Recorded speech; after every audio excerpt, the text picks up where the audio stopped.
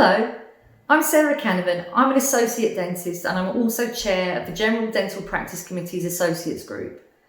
As we're all aware, since the outbreak of the COVID-19 pandemic, every member of the dental profession has had to deal with new issues and unprecedented challenges.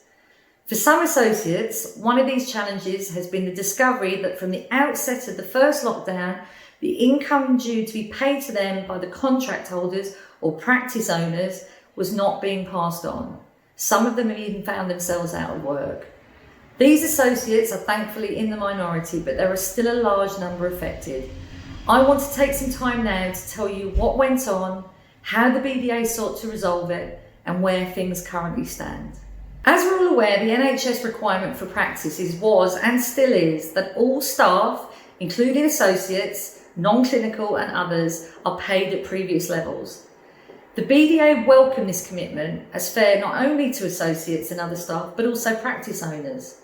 However, there was a recognition that this agreement may be open to interpretation, potentially complicated, and possibly lead to some confusion. The BDA advised regarding the way the payments for associates could be calculated to avoid this confusion. Most practice owners have done the right thing, but unfortunately not all. It became clear quite rapidly that disagreements were emerging when the BDA helplines became inundated with pleas for help. Because of these obvious issues, the BDA set up a dispute resolution service to bring all parties together. Over 500 cases have been logged with the BDA, the majority of them by members, but also by some non-members. It also became clear via social media sites that there were other people affected who had not contacted the BDA. The resolution service was able to help resolve a minority of these cases, but unfortunately most have remained outstanding. Where stalemate was reached between the parties and one side did not want to cooperate, it was obvious that there were limitations on what could be done. No one could be forced to do the right thing. The BDA position was always simple in the majority of cases, and that was to use the net pensionable earnings as the logical reference point. Because if NPE was used, there was no need to resort to considering complicated abatement earnings from previous years, as they were already factored into deductions. NHS England agreed with that view, confirmed in subsequent communications. Due to this stalemate situation, the BDA decided to seek legal backup. On the 8th of May, they requested that NHS England amend the General Dental Services Statement of Financial Entitlement. This is the statement already in place for payments related to associates, including maternity leave, etc., which means payments have to be passed on to NHS associates. It was proposed that it should again be based on net pensionable earnings.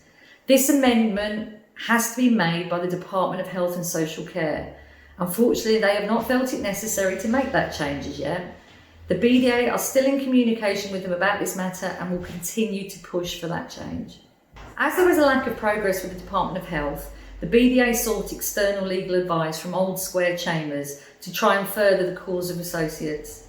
The BDA explained to them that it was morally wrong for practices to receive payments expressly for the purpose of maintaining the income of associates and not pass those payments on.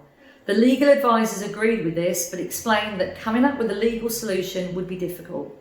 As the main GDS contract excludes claims by third parties, and because there is no express or implied term in the contract, it was felt that a claim for breach of contract would be likely to fail. Other remedies were also considered, but it was advised that they were unlikely to succeed.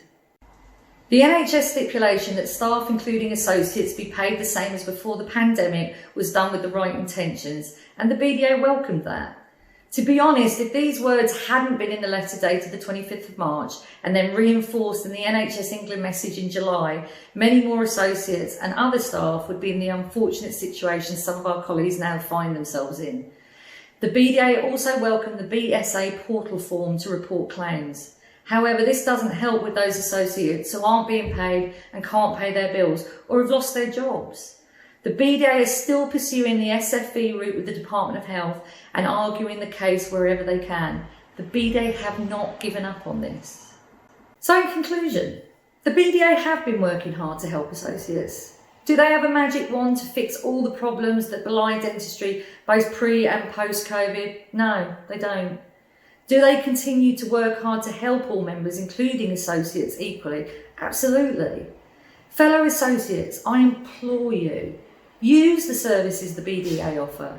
Seek advice, get contracts checked, vote in elections, get involved, help them help you.